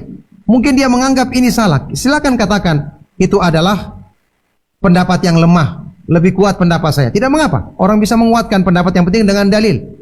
Tapi kalau mengatakan setiap orang yang berbeda berarti ini manhajnya menyimpang, keluar dari Ahlus Sunnah, ini tidak sesuai dengan apa yang diajarkan oleh para ulama besar kita, ya, seperti Syekh Al-Albani rahimahullah taala, Syekh bin Baz rahimahullah taala, Syekh Ibnu Utsaimin rahimahullah taala, Syekh Shalih Fauzan rahimahullah taala, Syekh yang paling senior di Madinah, ya, guru kami Syekh Abdul Muhsin Al-Abbad rahimahumullahu taala. Jadi ini tidak sesuai dengan metode pemahaman Ahlus Sunnah wal Jamaah yang mudah-mudah dalam mengeluarkan seseorang ya, karena kesalahan yang tidak mengharuskan dia untuk dikeluarkan dari manhaj salaf tersebut.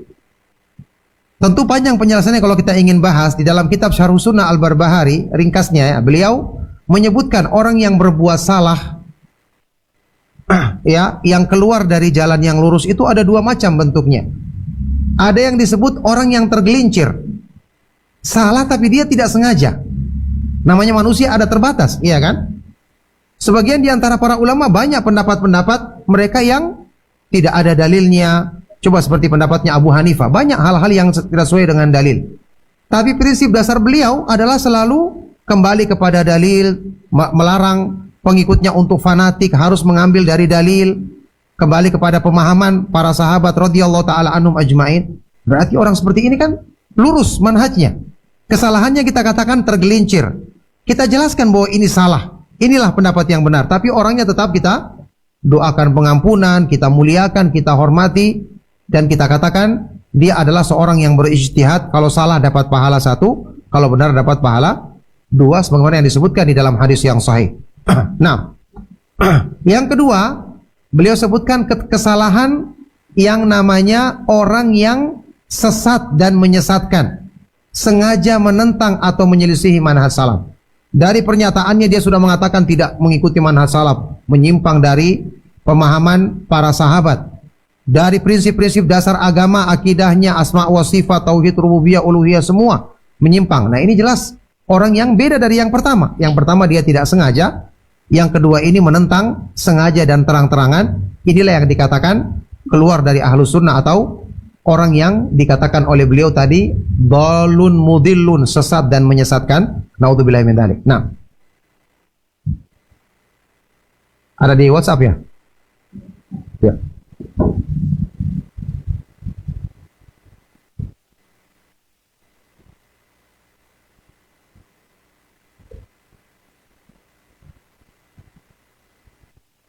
Ya. Di sini pertanyaan. Assalamualaikum warahmatullahi wabarakatuh. Waalaikumsalam warahmatullahi wabarakatuh. Ustaz, mohon nasihatnya ketika hati sedang sedih, yang kadang kesedihan itu membuat semangat ibadah menurun. Harus bagaimana menghadapi rasa sedih itu agar tidak mempengaruhi keistiqomahan dalam ibadah? Ya, kesedihan itu terjadi dan dialami semua manusia. Dimanapun kita berada, pasti kita mengalami sesuatu yang menyedihkan. Entah itu kehilangan atau adanya musibah, padahal ini konsekuensi kehidupan.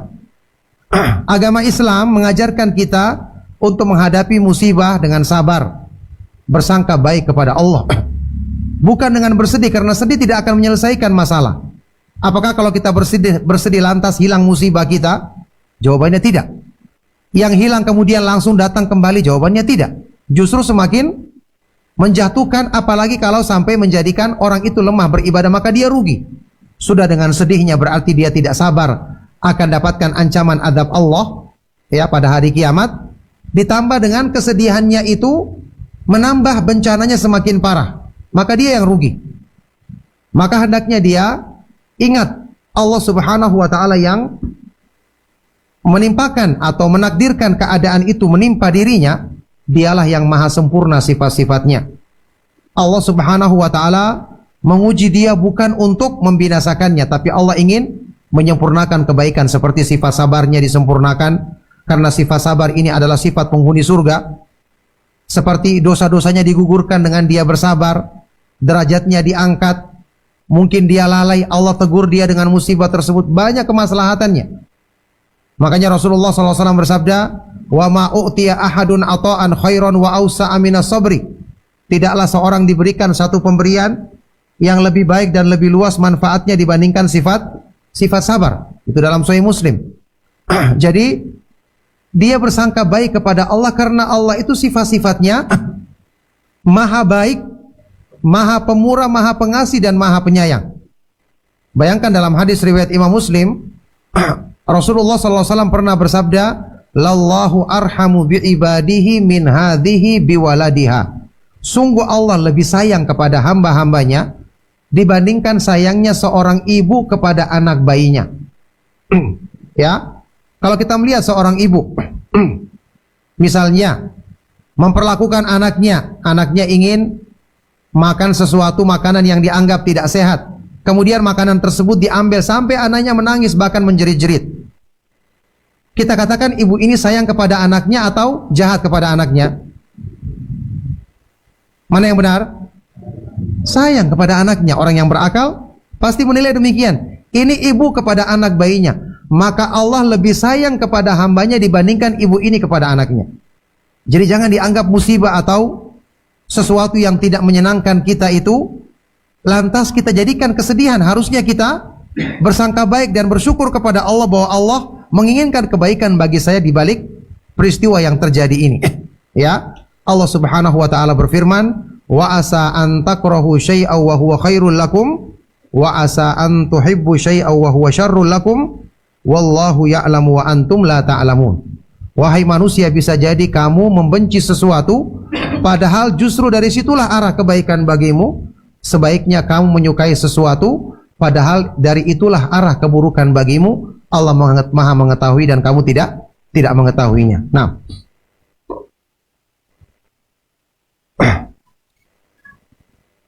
mau tanya, anak udah lama ikut kajian sunnah tapi baru pakaian yang berubah. Ya, insya Allah semoga Allah Subhanahu wa taala jadikan dengan sebab perubahan pakaian menjadi perubahan kebaikan untuk semuanya lahir dan batin, untuk beliau dan untuk kita semua insya Allah. Ya, bagaimana cara agar istiqamah membersihkan hati agar ilmu yang didapatkan bermanfaat? Ya, ilmu yang bermanfaat itu ada syaratnya. Disebutkan di dalam surat surat Qaf ayat ke-37. Inna fi dzalika ladzikra liman kana lahu qalbun aw alqas sam'a wa huwa syahid. Sesungguhnya pada yang demikian terdapat peringatan atau pelajaran bagi orang yang memiliki hati atau orang yang mengkonsentrasikan pendengarannya dalam keadaan dia hadir. Saya pernah menulis tulisan tentang masalah ini, bisa lihat di internet. Ya, mungkin di website Muslim or ID atau Al-Manhaj or ID ada dibahas di situ. Judulnya ilmu yang bermanfaat. Pembahasan tentang ayat ini. 4 faktor untuk bisa mendapatkan ilmu yang bermanfaat setelah berdoa kepada Allah Subhanahu wa taala tentu saja. Pertama, harus menjadikan sumber ilmunya baik. Karena Allah menyebutkan pada yang demikian itu terdapat pelajaran. Jadi kita baca buku, kita dengarkan ceramah, kita hadirkan ustadz, itu harus dia membawa ilmu yang benar. Harus menyampaikan dalil Al-Quran dan hadis yang sahih. Harus menukilkan pernyataan para ulama Ahlus Sunnah wal Jamaah. Jadi faktor ya, faktor yang pertama adalah sumber pengaruh, sumber ilmu. Yang kedua, penampung ilmu, yaitu hati. Hatinya harus bersih. Karena bagaimanapun sumbernya baik tapi penampungnya tidak baik, ya tidak akan memberikan hasil yang maksimal.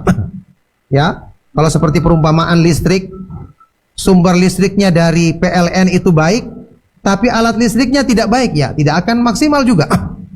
Yang ketiga, ada syartut ta'athur bil kalam, penghubung. Terjemahan bebasnya penghubung antara sumber dan penampung. Kalau alat listrik tadi harus ada kabelnya, iya kan? Kabelnya juga harus baik supaya maksimal dalam mengalirkan aliran listrik ke alat listrik kita.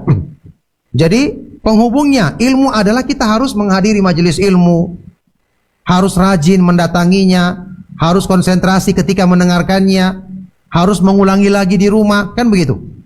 Dan yang keempat, intifaul mawani, menghilangkan penghalang-penghalang, jangan lalai. Jangan melamun ketika menghadiri kajian, ya. Jangan memikirkan hal-hal yang lain. Tentu juga jangan ngantuk apalagi tidur, kan ini akan menghalangi masuknya ilmu dan mengurangi kemanfaatan dari ilmu yang kita pelajari. Itu ringkasnya. Contoh doa-doa dari Al-Qur'an dan untuk membersihkan hati, banyak contohnya kalau kita baca di buku kumpulan doa dan wirid yang ditulis oleh ustadz kita yang mulia rahimahullah ta'ala, Ustadz Yaziz Jawas rahimahullah ta'ala, itu banyak disebutkan. Kayak tadi juga doa yang saya sebutkan, Allahumma ati nafsi taqwaha, ini kan mensucikan jiwa. Ya. Dan juga mungkin bisa dilihat, Anda juga punya tulisan yang judulnya Belenggu Hati di internet, juga ada pembahasan khusus mengenai masalah yang berhubungan dengan doa-doa dalam masalah ini, atau cara atau kiat dalam upaya untuk membersihkan hati. Nah,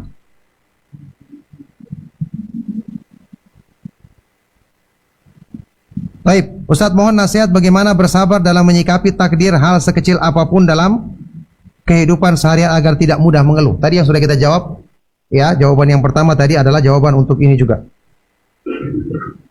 Di luar materi, apakah benar perempuan tidak boleh besuk pasien laki-laki atau bapak-bapak sekalipun itu tetangga kita? Kalau besuknya itu dengan suaminya atau dengan mahram atau mungkin bersama-sama dengan yang lain, tidak mengapa, karena besuk itu artinya mendoakan dia, menghibur dia, ini tidak mengapa. Tapi yang dilarang mungkin kalau sendiri atau berduaan mungkin dalam kamar tempat dia sakit, itu yang dilarang. Tapi kalau sama yang lain dan juga dihindarkan hal-hal yang mendatangkan fitnah, maka itu tidak mengapa. Nah,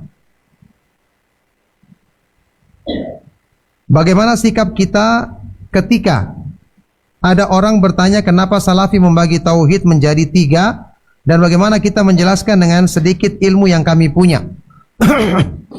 Pembagian 3, ada juga yang membagi 2, ini tidak ada masalah.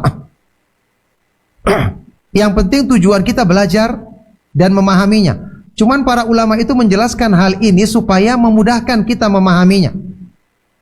Ya, kenapa sekarang orang belajar Al-Quran harus belajar ilmu tajwid atau tahsinu tilawah, ada belajar tafsir, ada belajar makhraj. Ya, kenapa ada pembagian seperti ini? Apakah Nabi SAW pernah membaginya? Jawabannya tidak. Tapi ini kemaslahatan dan sesuai dengan kaidah-kaidah syariat yang memudahkan kita untuk mempelajari Al-Quran, cara membacanya termasuk mempelajari kandungan maknanya. Kenapa belajar bahasa Arab harus dibagi pelajaran nahwu dan sorof? Kenapa tidak ada yang lain? Ini semua adalah istilah supaya memudahkan kita. Jadi hal-hal yang seperti ini, katakan ilmu-ilmu dalam Islam, ya, yang kemudian ditetapkan oleh para ulama, kaidah-kaidahnya atau cara mempelajarinya adalah untuk kemudahan. Ada ilmu fikih, ilmu usul fikih, ada mustalah hadis, ada ilmu tafsir tadi, ya, ada ilmu-ilmu yang lainnya dalam Islam supaya memudahkan kita mempelajarinya. Pembagian ini hanya sekedar untuk memudahkan saja. Nah, apabila seorang kafir mendolimi kita, jika dia mendapat musibah, bagaimana ada seorang muslim? Ya, balas dengan yang baik. Kalau dia mendolimi kita, kita tunjukkan bahwa urusan dunia tidak menjadikan kita dendam. Kalau pribadi kita yang didolimi, ya, kata Aisyah radhiyallahu taala anha, man taqama Rasulullah sallallahu alaihi wasallam li nafsihi qat wa inna ma yantakimu idan tuhikat hurumatullah fayantakimu lillahi azza wajal. Rasulullah sallallahu alaihi wasallam tidak pernah dendam atau marah karena urusan pribadi beliau yang dilanggar, tetapi beliau marah ketika dilanggar batasan syariat Allah, maka beliau marahnya karena Allah. Jadi kalau dia berbuat dolim, pernah mencela kita atau menganiaya kita, kita justru ketika dia sakit kita jenguk, kita bawakan hadiah.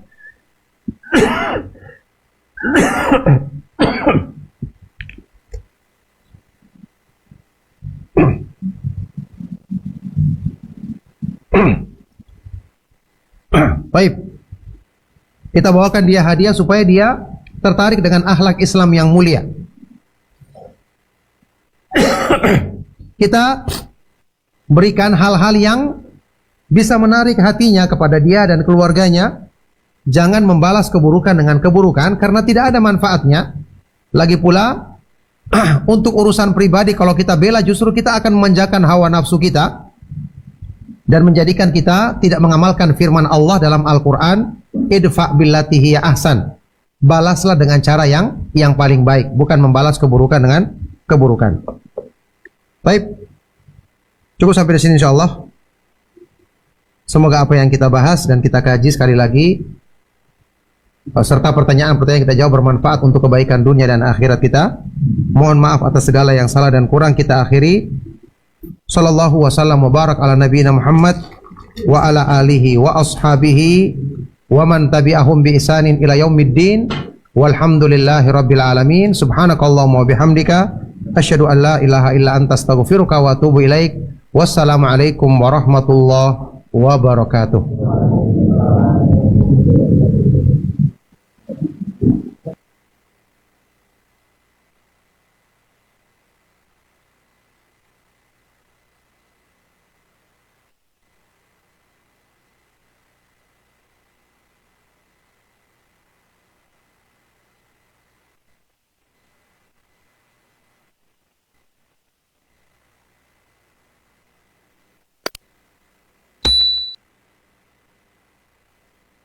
Bismillahirrahmanirrahim. Assalamualaikum warahmatullahi wabarakatuh.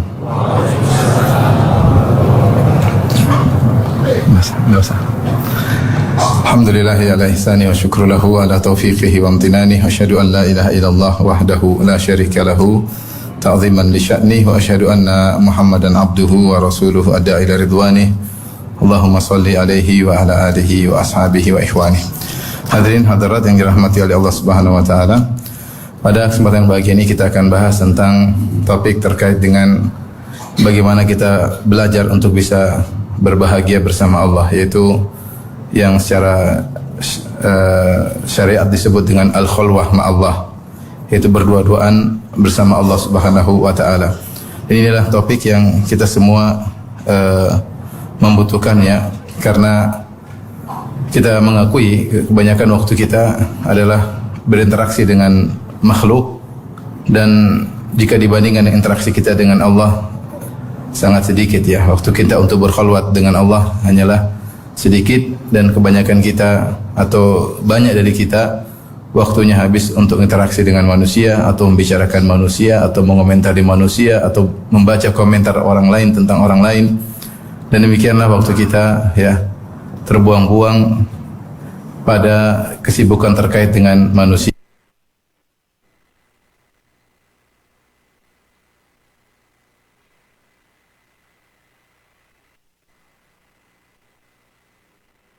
Tetaplah bersama kami Rojak Kendari, menenteramkan hati dengan sunnah Rasulullah Sallallahu Alaihi Wasallam. Simak dan ambil faedahnya di 95,1 FM Radio Rojak Kendari, menenteramkan hati dengan sunnah Rasulullah Sallallahu Alaihi Wasallam. Simak dan ambil faedahnya di 95.1 FM Roja Kendari, menenteramkan hati dengan sunnah Rasulullah Sallallahu Alaihi Wasallam. Ikhwatul iman, pendengar dan pemerhati Roja Kendari dimanapun Anda berada, berikut kita simak dikumandangkannya azan sholat asar untuk wilayah kota Kendari dan sekitarnya. Mari bersama-sama meluangkan waktu kita sejenak untuk melaksanakan sholat asar di masjid-masjid kaum muslimin. Allahu Akbar, Allahu Akbar, Allahu Akbar, Allahu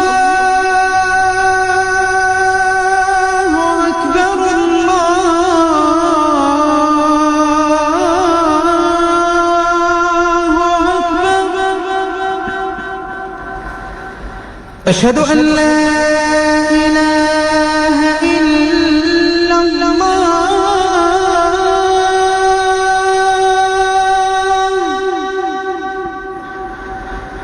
أشهد أن لا إله إلا الله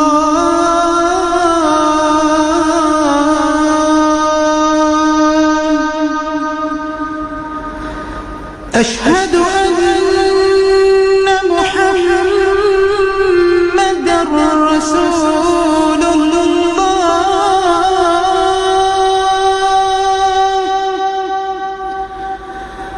أشهد أن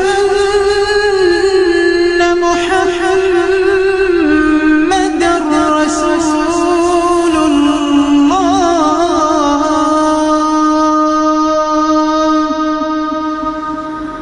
حي على الصلاة